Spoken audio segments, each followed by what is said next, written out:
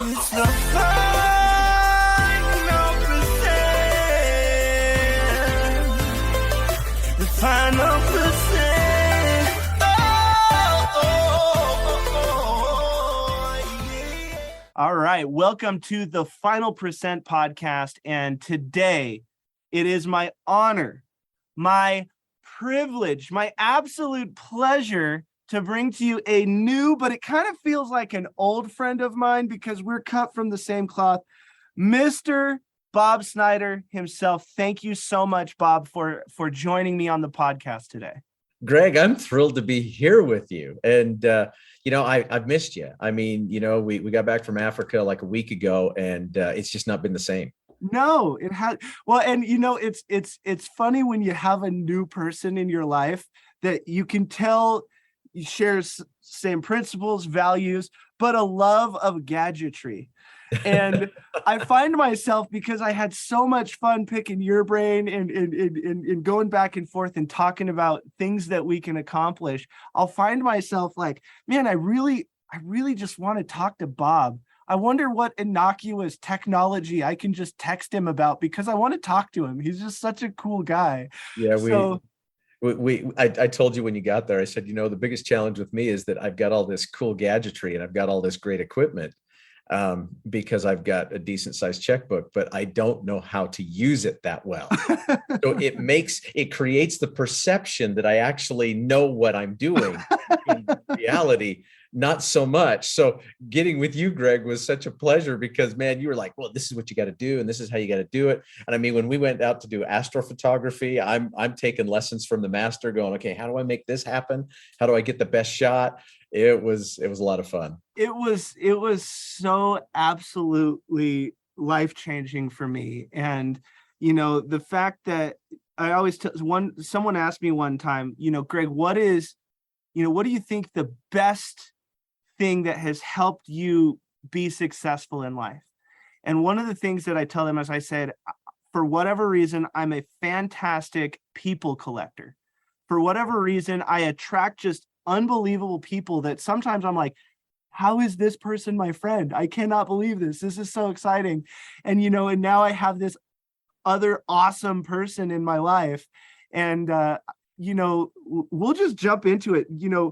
We went to Africa together, like 13 hours a day, like shooting animals. And to be very clear, with cameras. That's right. We're not trying to get canceled in today's day and age. It was with cameras, guys.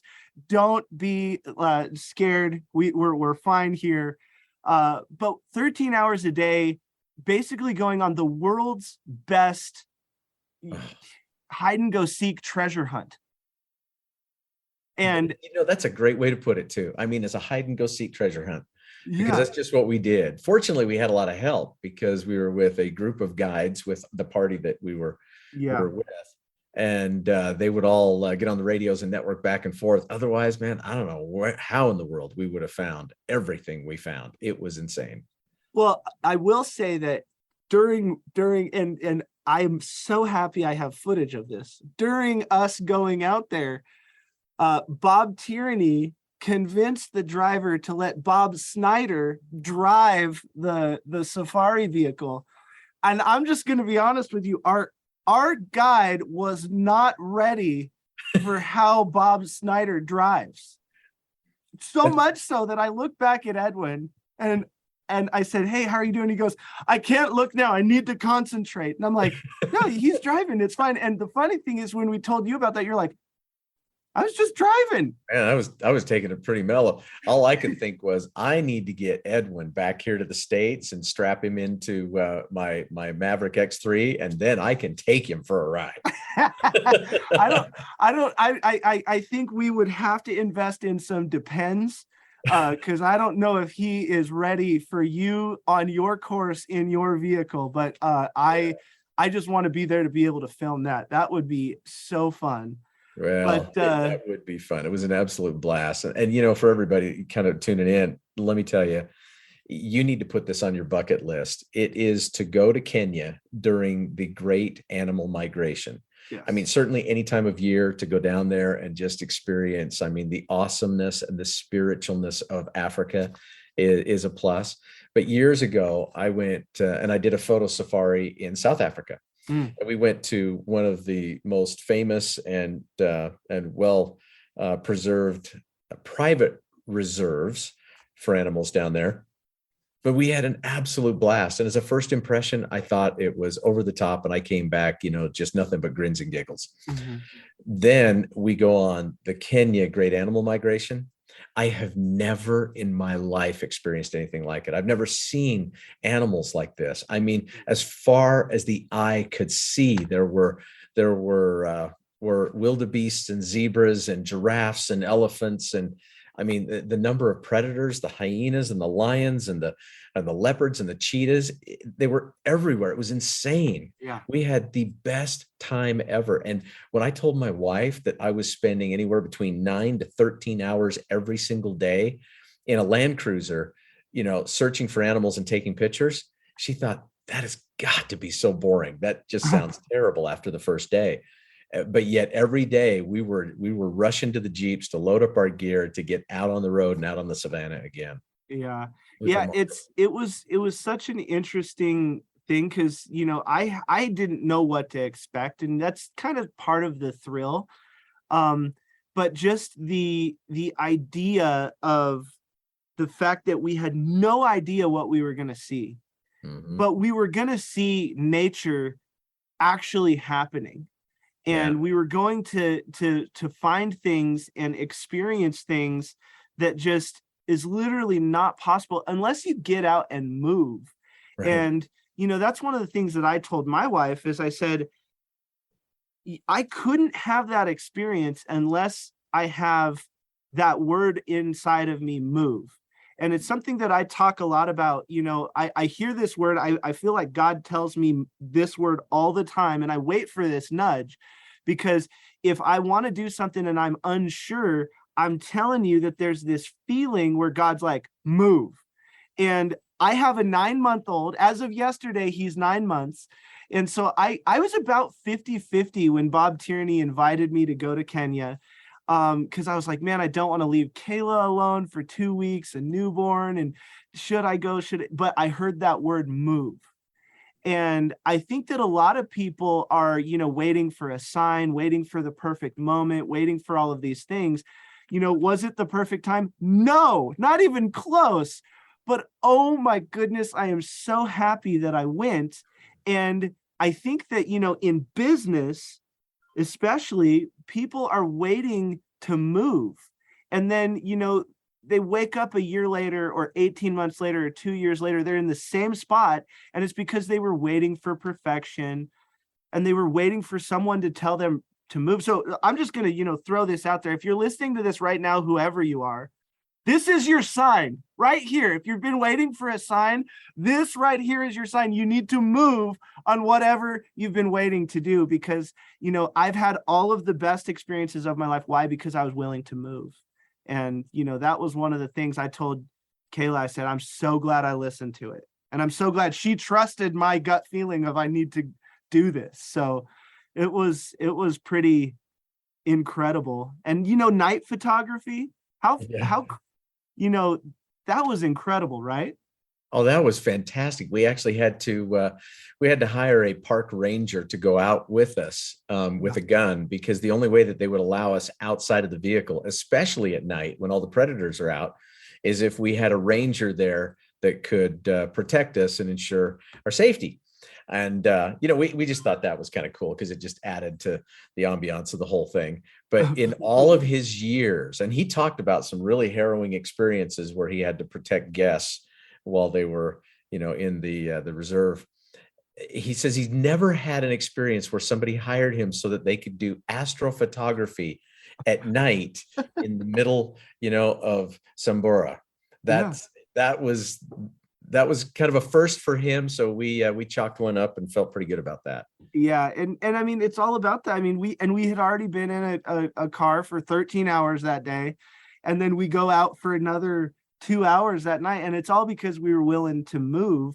And that experience, I had so many people, tell me, "Man, I wish I would have done that." Oh, and the other people who are in our group, the father with the boys, oh, we should have done that. And so many people spend so much of their life saying shoulda, woulda, coulda, and then I love what Tony Robbins says. He says, "Don't should all over yourself. Right. Just move." And I actually said this in the podcast yesterday because I was really excited that I get to talk to you. And I said, it's weird how the dots in life never connect moving forward. Mm-hmm. And so we spend so much of our time in the land of how, and how is this going to work? How is this going to work? How, and then you don't actually move. But I had this girl sign me up for this crazy thing called Renatus after I signed up at the Boulder Country Club. And then I meet this crazy guy named Bob Tierney, who takes me to this crazy guy named Bob Snyder's house. And then he puts me in a Tesla and we become great friends. He hires me as a coach. And then somehow I'm in Kenya with the owner of this amazing real estate education company. And now I can call him friend. And it's all because I said yes. It's all because I was like, hey, I want to get educated, raise my awareness. And the dots are only going to connect if I look backwards and I trust my gut. And you know what? And that gut check is very important. Let's talk a little bit about that concept of move, because you've really hit on that. I relate that so well to so many experiences that we had in Africa. Mm-hmm. You got to think about each of the predators out there. I mean, well, what we view as cruel and sometimes difficult to watch is, the way that they live life. And if they are not moving, they are dying because they're not going to capture their prey and they're not going to be able to move on. Wow. When I think about, we were there for the Great Animal Migration, and that consists of about 1.5 to 2 million wildebeests and zebras that are moving through Kenya and Tanzania.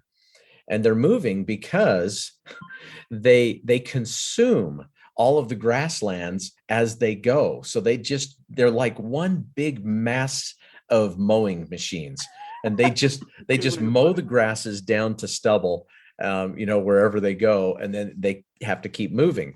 There's a famous river there that they all have to cross. And it's the river crossings that are sometimes the most exciting and the most dangerous, because that's where the predators hang out, because they know they're going to be coming across. That's where the lions are. That's where the leopards are. That's where the cheetahs are.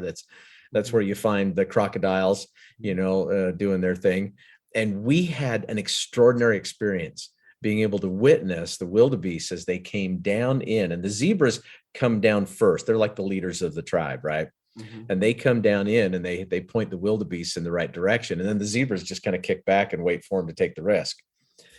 But we saw indecision and what a role that played, because they were so skittish. They would rush down this mountain, down this little ravine into the water. They would get 2 inches into the water, literally, and then they would all just kind of pile up. Mm-hmm. And they'd wait for someone to be brave enough, to be bold enough, to be courageous enough to go into the water and commit themselves to the crossing. And then if one of the wildebeest did that, then the rest would follow.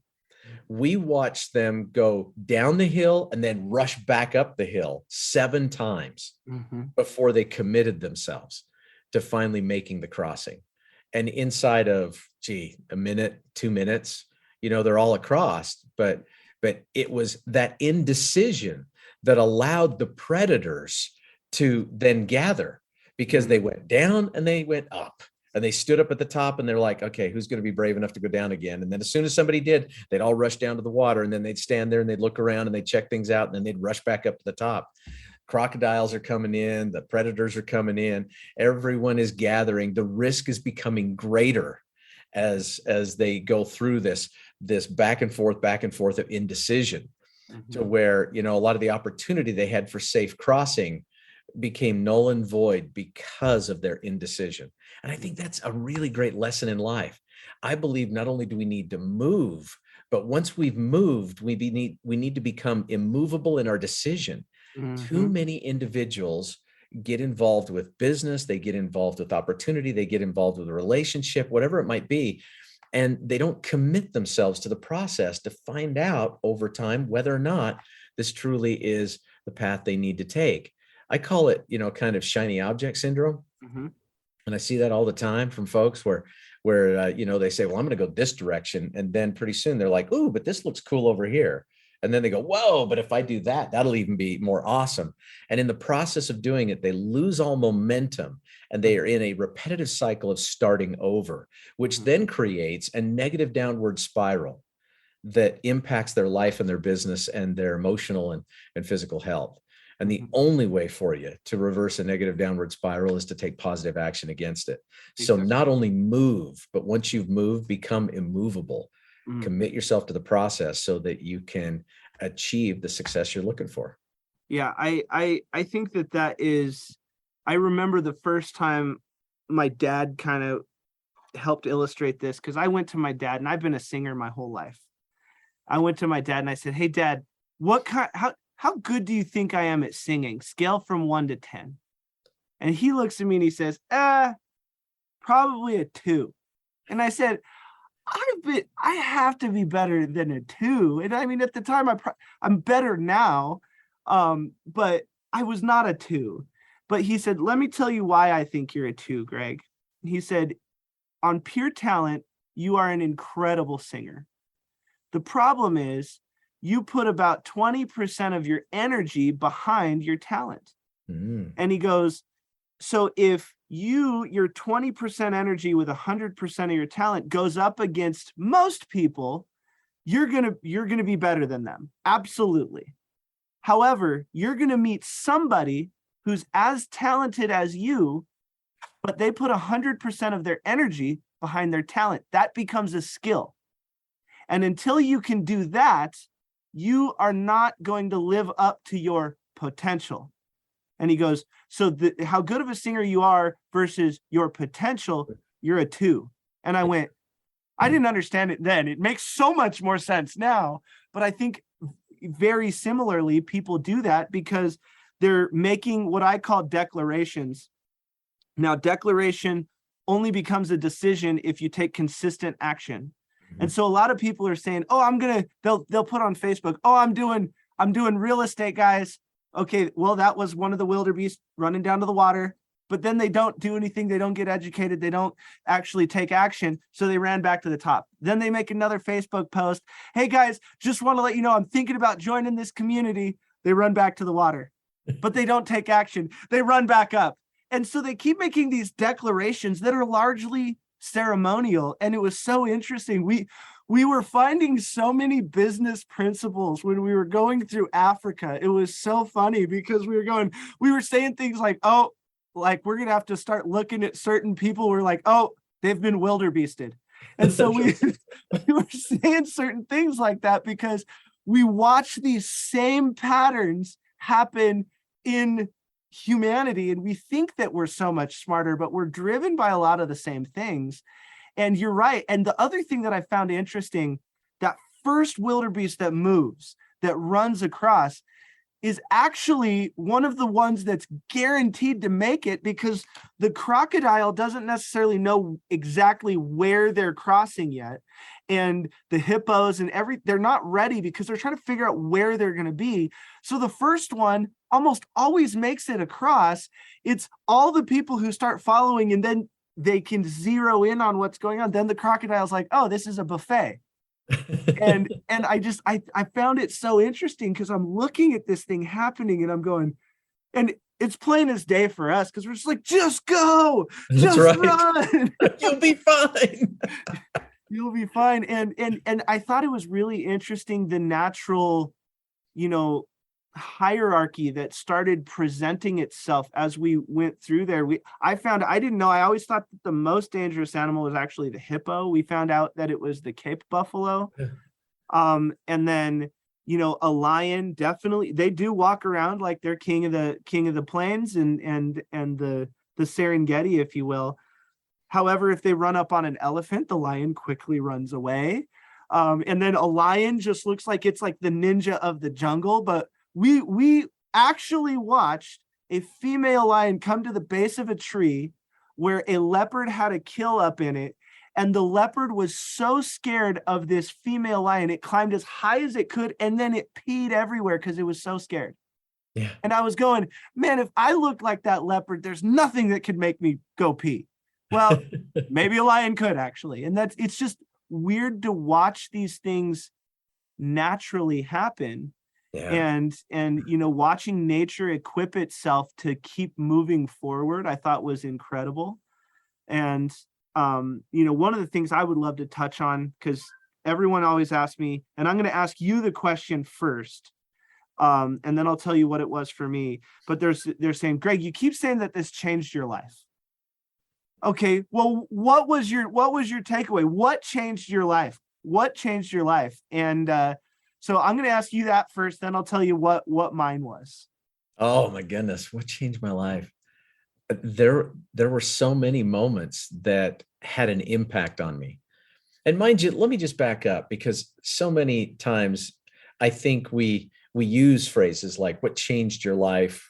How are you going to impact and change the world? Sometimes we really overcomplicate it, because little things along the way can make such a big impact.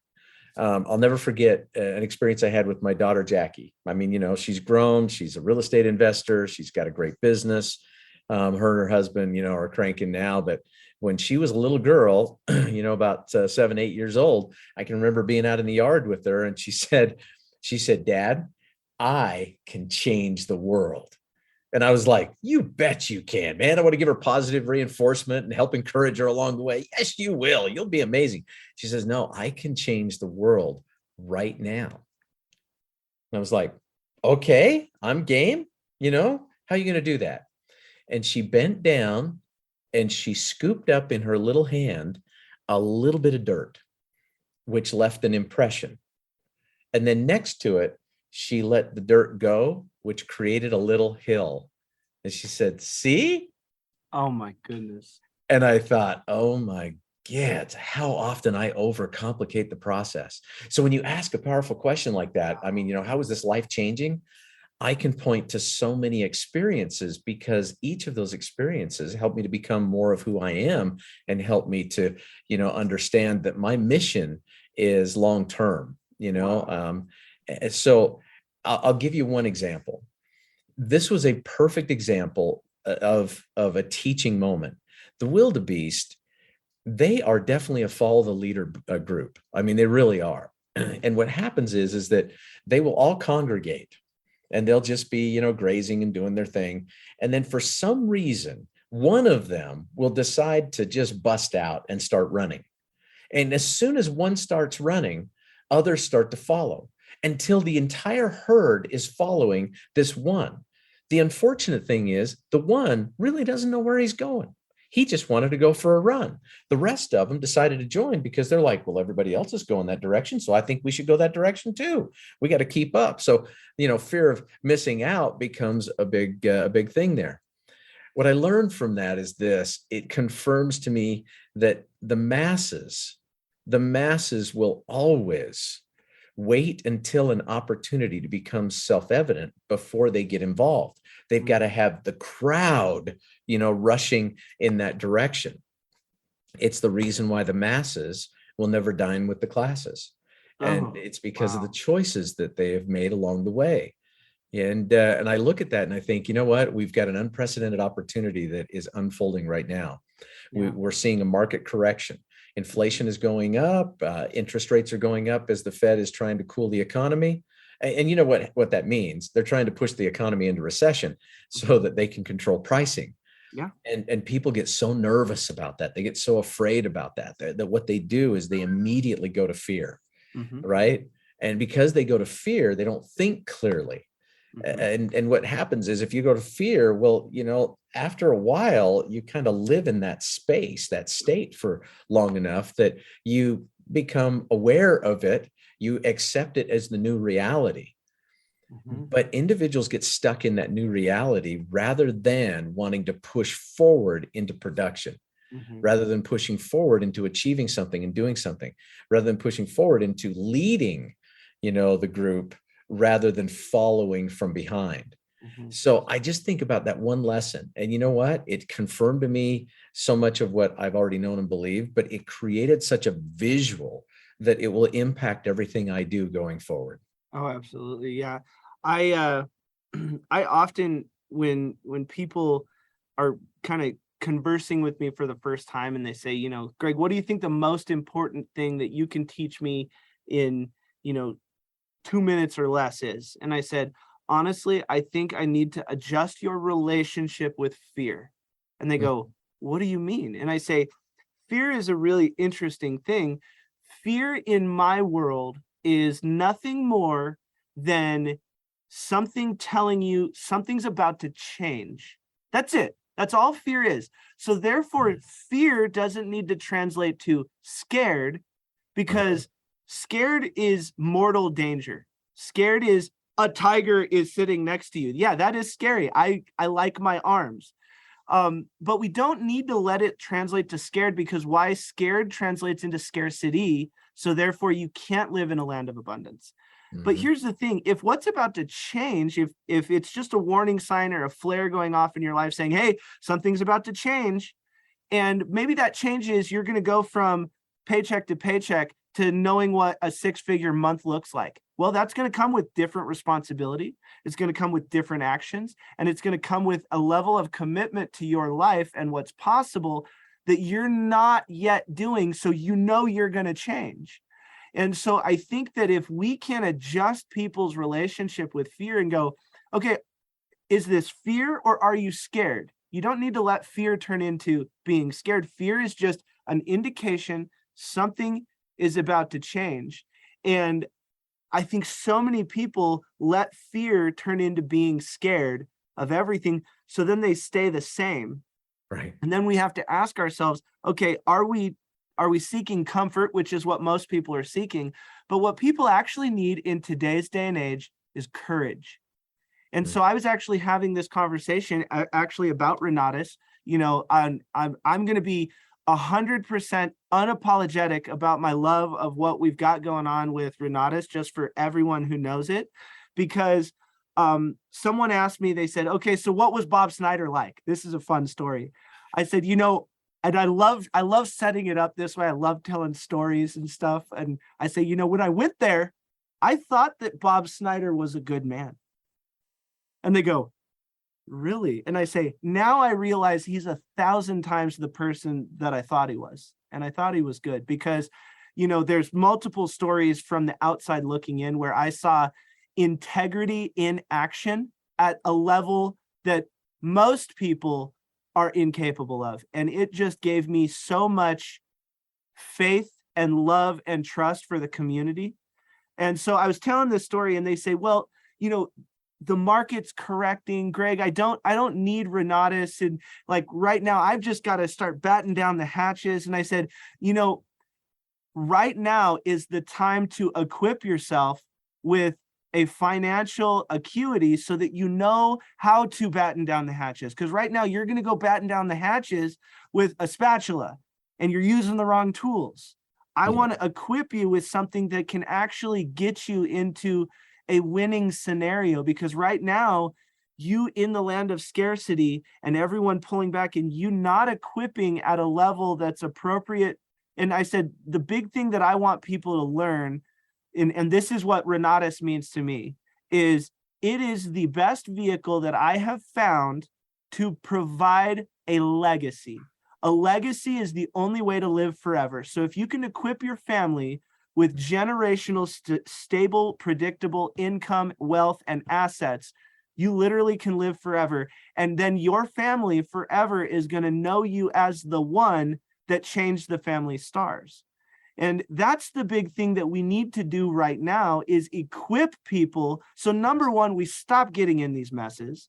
And number two, when the government forces us into these messes, we have a financial fortress to where we are impervious to their decisions because we've made good decisions. And I love that the difference between the masses and the classes is the decisions.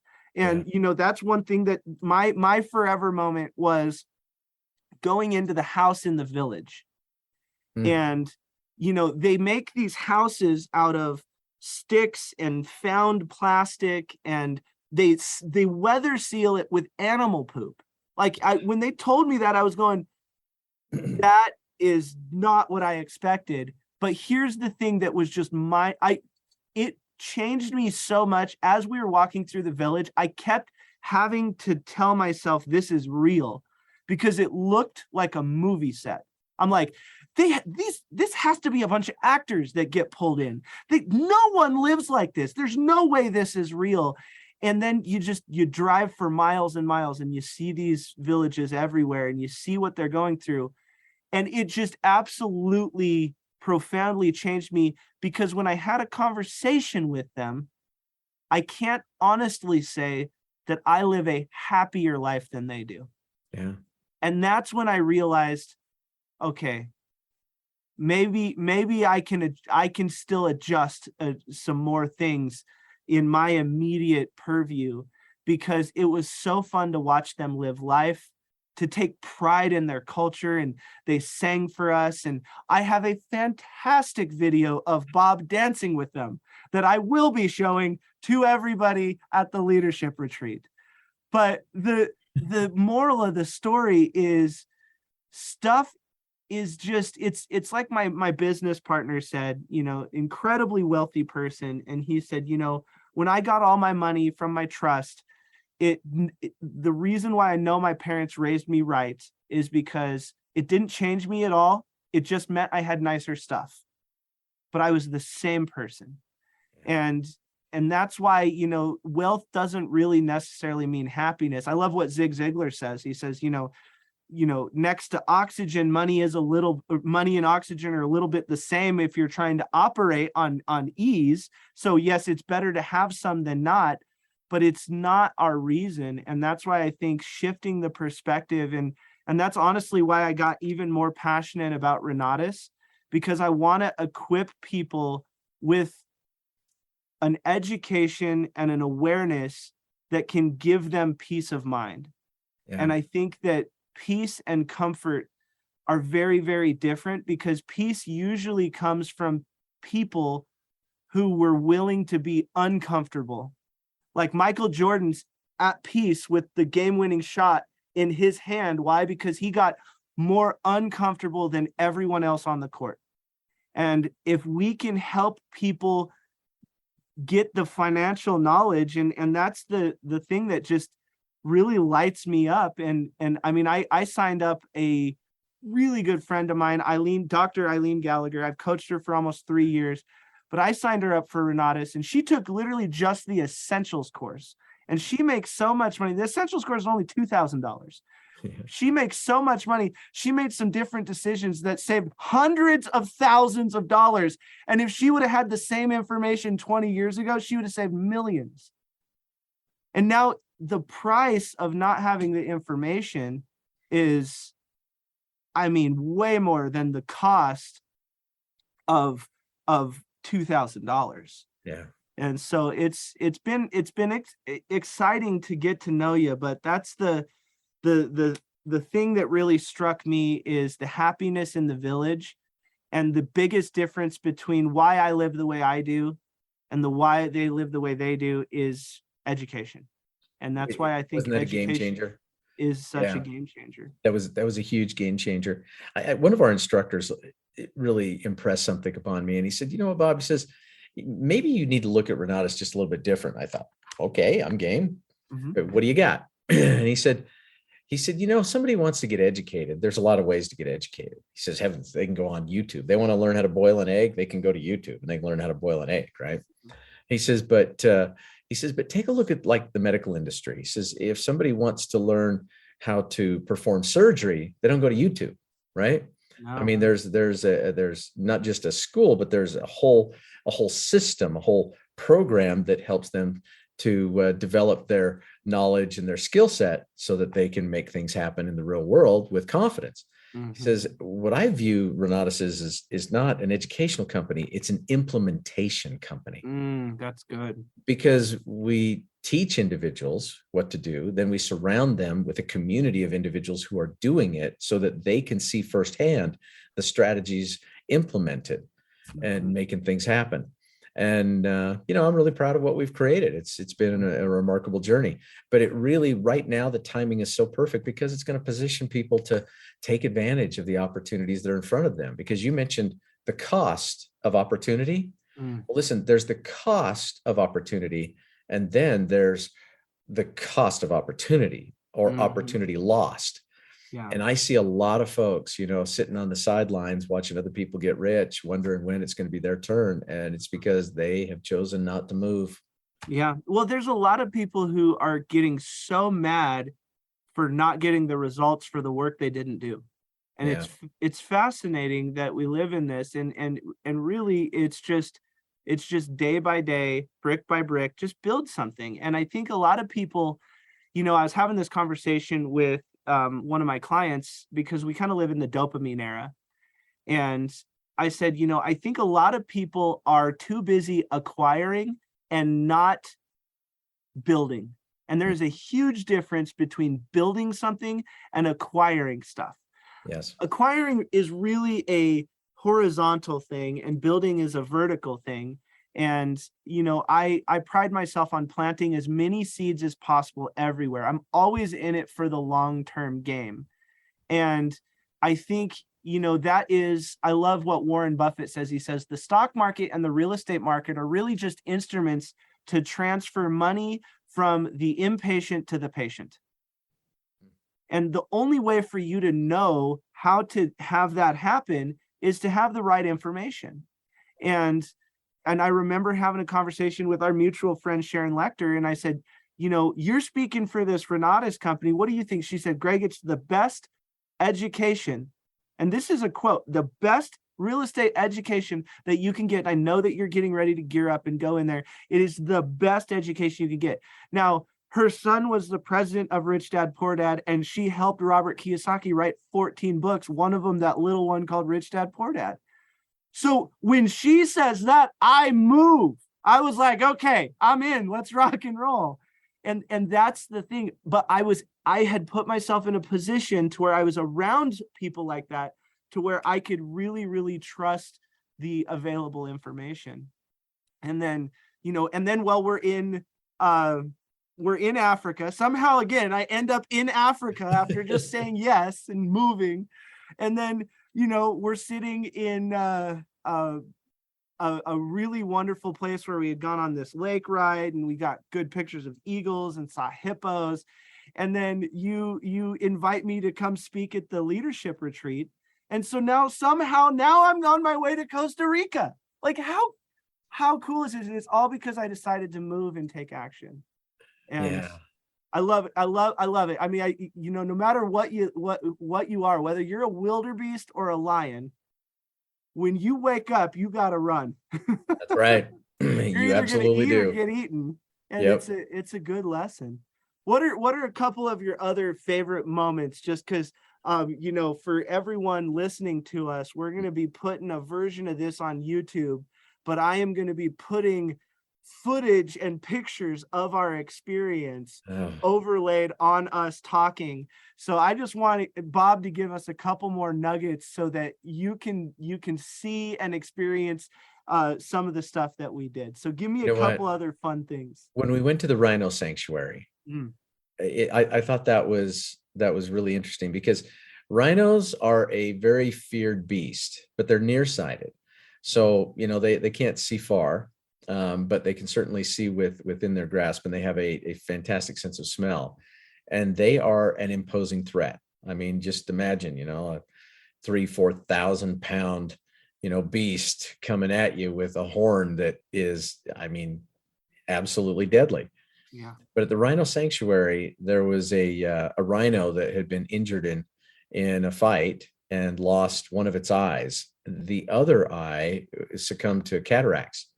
And so this poor animal was blind, and it was as docile as a cow. And they brought it forward to us, and they gave us all sorts of branches and leaves, and we got to feed it and pet it and hug it and take pictures with it. The nature of the beast completely transformed because its sight was so limited. Its sight was taken from them. I want you to think about that. There's so many times that, our sight is taken from us, and with it, our vision of what we want to accomplish and what we want to achieve. And if individuals don't have a vision of what they want to accomplish, if they haven't set those goals, if they haven't set those dreams, if they're not working towards them, their very nature can change into something that is going to consign them to a life of mediocrity. I thought about that for this rhino, and I thought, wow, if that rhino had its sight, we wouldn't be feeding it, we wouldn't be hugging it, we wouldn't be petting it, and we wouldn't be taking pictures with it. No, wow, that's actually incredibly, no pun intended, insightful. Actually, you can go ahead and say pun intended. That was actually that was good. Pretty intended, that. Yeah. All right, give me one more moment. Oh man, one more moment.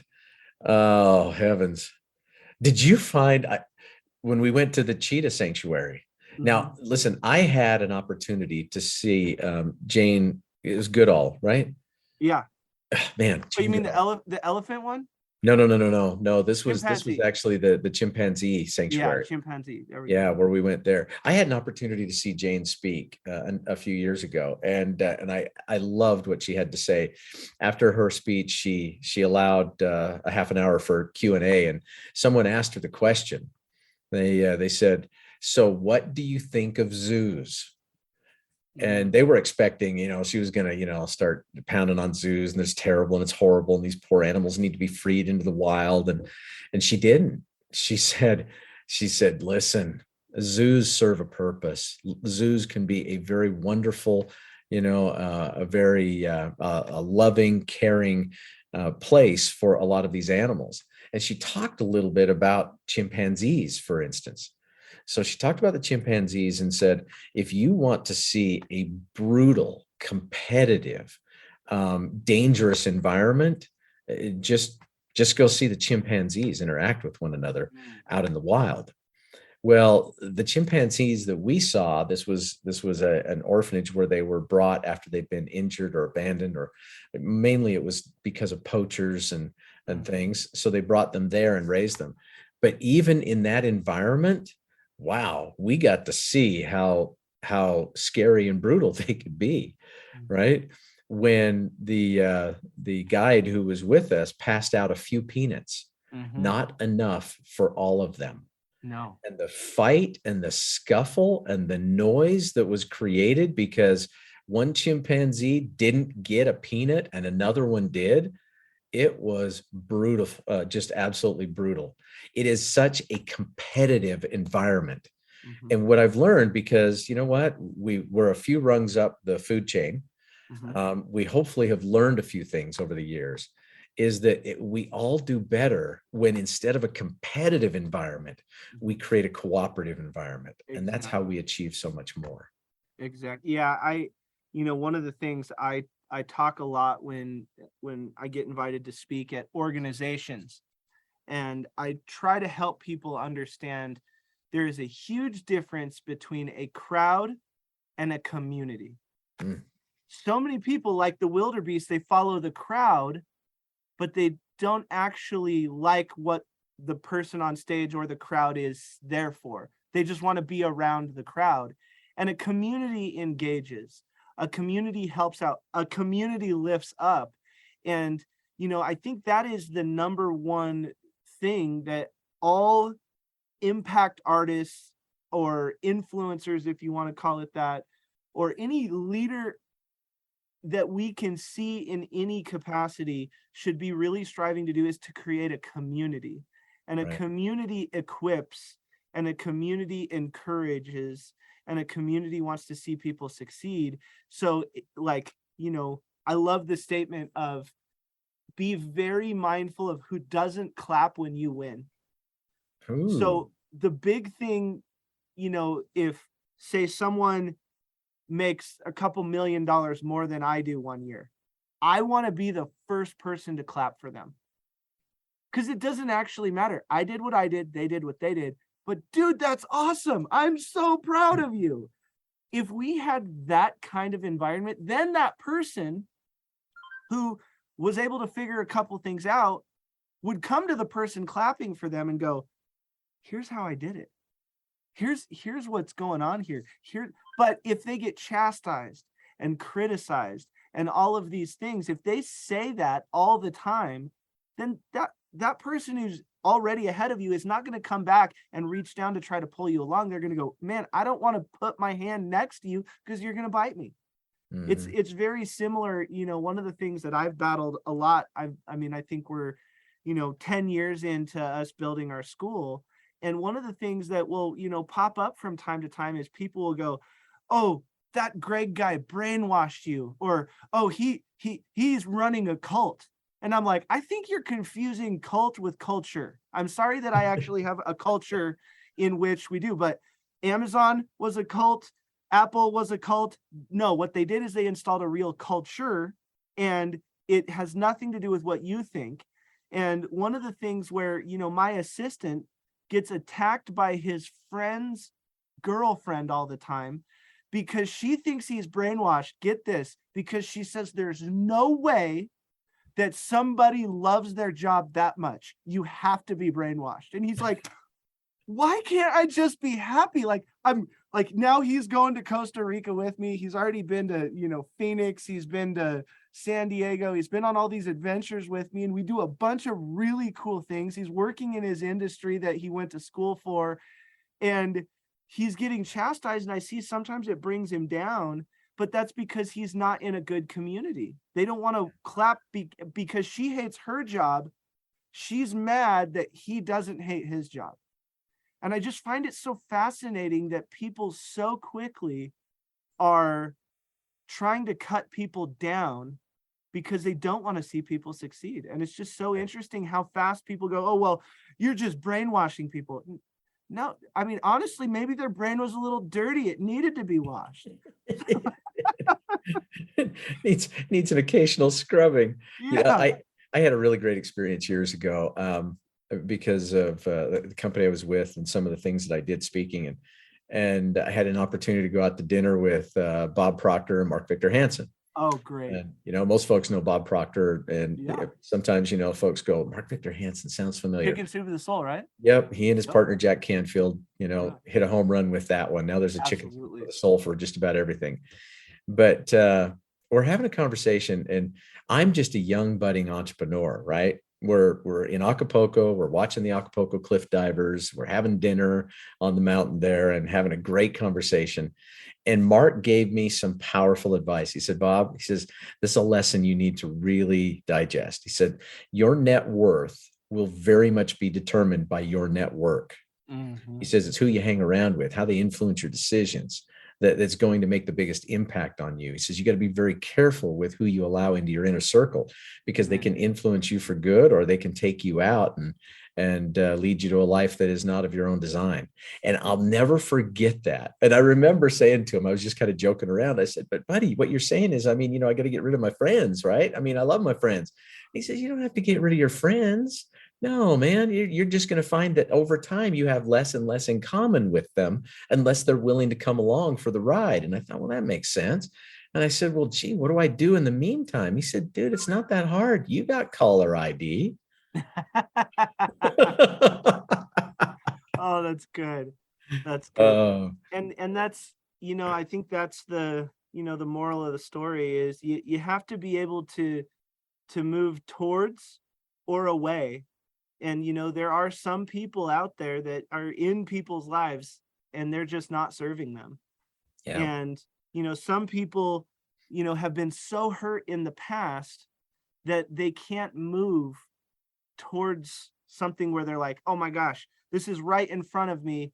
And it could be a person, it could be an opportunity, it could be, a job, whatever it is. But because they stay in the land of comfort, or they are in the scarcity mindset, mm-hmm. they don't move towards it. And, but the thing is a lot of people won't stand up for something that they believe in, and they won't have real honest to God values. So they won't move towards something, but the same is true for most of the time. They won't move away from something. So they Right. don't take chances on new people because they're scared to trust, and they won't move away from old people who are no longer serving them or aligned with their values. Like we were talking in Africa, and I said something I've been saying a lot recently is, I just identify, does this person operate at the same speed I do? Now, if they're constantly speeding me up, then am I actually going slow? Should I go at a higher pace? Or is it just not my wheelhouse? Or are they constantly slowing me down? Or are they trying to change my direction? And what I've found is, instead of getting negative towards someone, I just go, that person's just not really my speed. Instead of going, oh, they're a this and they're a this, and you shouldn't do, but no, they're just not my speed. Well, what does that mean, Greg? We don't go at the same pace. Like Yeah. for fast or slow or directional, they're just not my speed. And I think that's important. If we can take the negative language out of so much of what we say on a daily basis, especially pertaining to the who we hang around, we're going to find ourselves really, really equipping ourselves for a bright future. Kind of like what Zig Ziglar says. He says, if you go out there to look for a friend, you're probably not going to find one. But if you go out there to be a friend, you're going to have more than you know what to do with. Yeah. And I think that's something where you and I are similar. We sat in a car, and we like engaging with people and finding out about them. And we want to help out. And Yeah. it's really fun. Well, this has been absolutely fantastic. Number one, thank you so much for allowing me to go on safari with you. Oh, That was so life-changing. And then number two, I know that time's valuable. So thank you for hopping on the podcast and letting me share you with my community, just because every single person in my Facebook groups, already on my podcast and my private clients, I have literally been talking about this Bob Snyder guy. And I've been telling him, I'm like, he's going to be on the podcast. So you get to experience him. So just thank you well, from the bottom of my heart for being you, man. It really, really does mean a lot. I very much appreciate that. I told you, Greg, you were so nice and so complimentary. I thought, dang, every time my family, makes me feel, well, not so important, I'm just going to call you. I got your back, man. I got your back. So yeah, Yeah, and I appreciate it. I could say the same of you. What an incredible journey we had together. Oh Because man. I got to know you a little bit, Yeah. but prior to Africa, but being able to spend all that time in the Land Cruiser together and at dinner and at meals, and Yeah. I just have a heightened level of respect for you, your knowledge, your understanding, your focus. Yeah. That was the thing that I was very impressed with. I mean, you dig into a subject to become a expert in that area so that you can help empower others.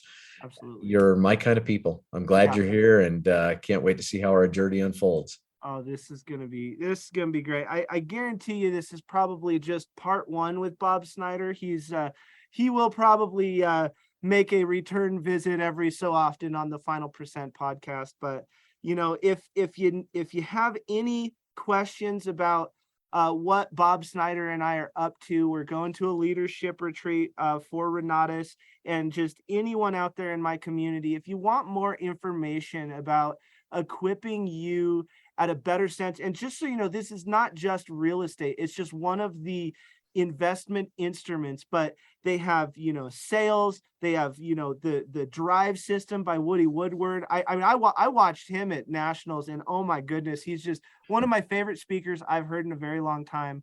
And it helps you with taxes. Mark Kohler, setting up a trust. If you don't have what Mark Kohler calls the trifecta, guys, you are missing out, and you are not protecting yourself at a high level. If you want to know what that means, I would love to have a conversation with you.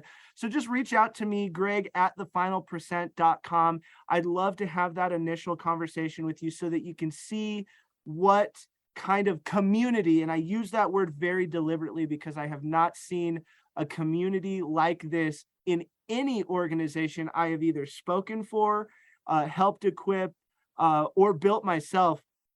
And what is happening here is special, and we would love to see if you're a good fit and see if we can, lock arms and really do, like you said, I love design your life, design your future. And so just thanks for what you're creating. Thanks for who you are. Yeah. And I'll see you in Costa Rica, man. Yes, you will. Yes, you will. And I very much appreciate that too. And you know what? Just in parting, the thought hit me. Listen, you need to talk to Greg to find out why I am excited about inflation, right? You need to talk to Greg to find out why I am excited about interest rates going up.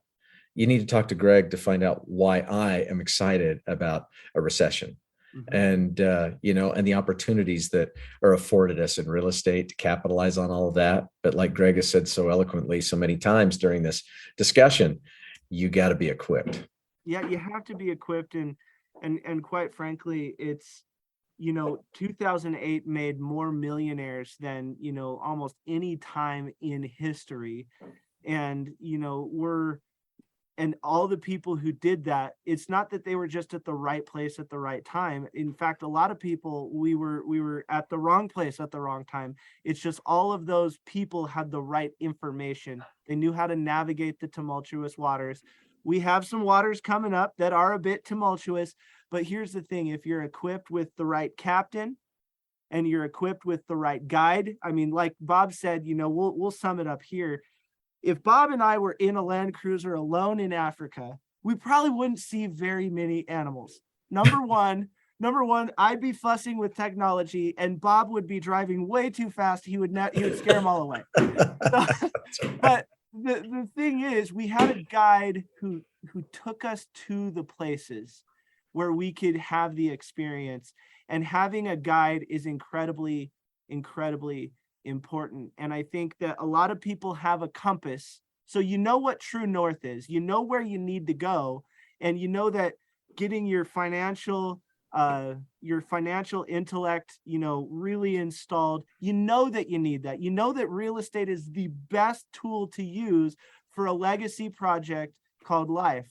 However, right now everyone's looking at their compass and they're going, oh my God, this thing's telling me to climb Mount Everest. Okay, well, you know where you need to go. Now it's time to hire the Sherpa to make sure that you traverse Everest properly. And I think that's why knowing your direction is very important. But the thing is, you don't always know the terrain you're going to be going on. So just because you know your direction doesn't mean you're equipped to traverse the terrain. And that's where having a guide is so important. That's what I do for mindset coaching.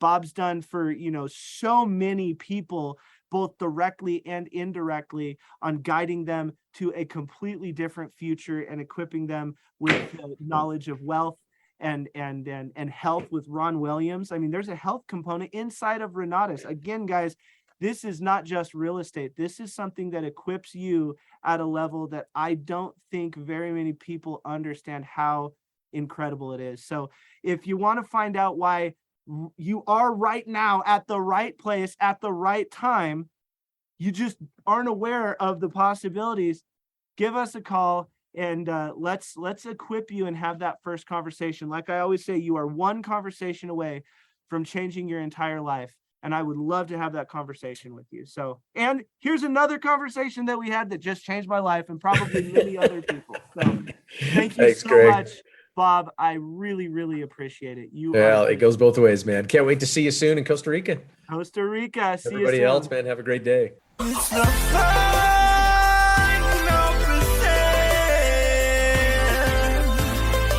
the final percent.